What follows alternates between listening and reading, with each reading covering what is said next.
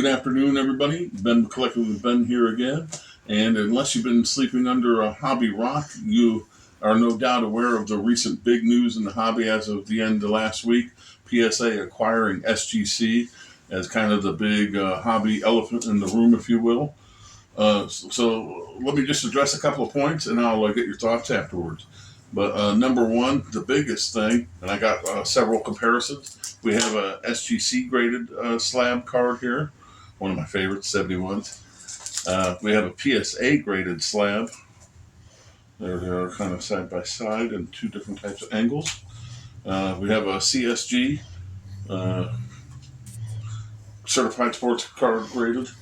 And then lastly, GAI. I apologize, I don't have a Beckett graded card out.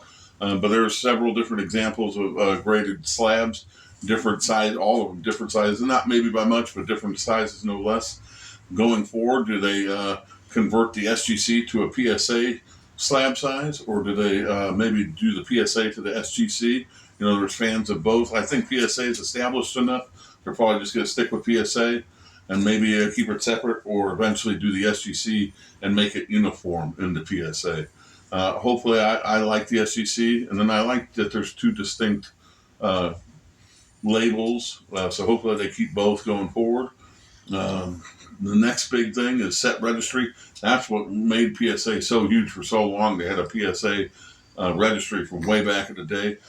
For collectors who are newer to the hobby, before COVID and before the new website, SGC did have a set registry going forward, hopefully, and that's one of my big questions that hopefully Peter Steinberg will answer soon. But hopefully they'll redo and have a separate SGC registry. And then lastly, will both brands continue under a Nat Turner umbrella-owned company? You know, is there a need for two different companies? Number one, he's a billionaire, so he ain't going to buy something just to cancel it right out. That would be dumb. You don't really make money that way, buying up the competition just to buy them up. You got to do something with the brand, or the reason why he's buying the brand name. People don't really give too much thought onto that. But also, there's a lot of SGC collectors, a lot of SGC graders, a lot of PSA graders, and a lot of PSA collectors. By that, I mean some people will just collect the slab. They'll go to shows, they'll go other means to buy the cards, but they won't send them off to get graded. Other people, man, they'll get them graded. They don't want to buy them pre-slab, but they'll go and get their own raw cards graded. And then there's a mixture of both. I've done both.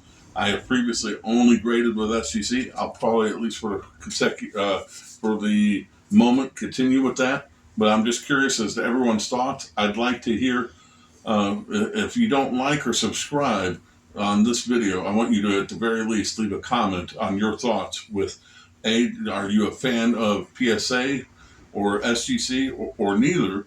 And if you are either PSA or SGC, I'd like your thoughts on this combination, if you will, even though it's an acquisition. How do you feel about it? Just quick thoughts. Thank you. And make sure to catch Peter Steinberg of SGC, I guess now PSA, get his thoughts. He just uploaded a few-minute video not too long ago. Thank you, everybody, and so long.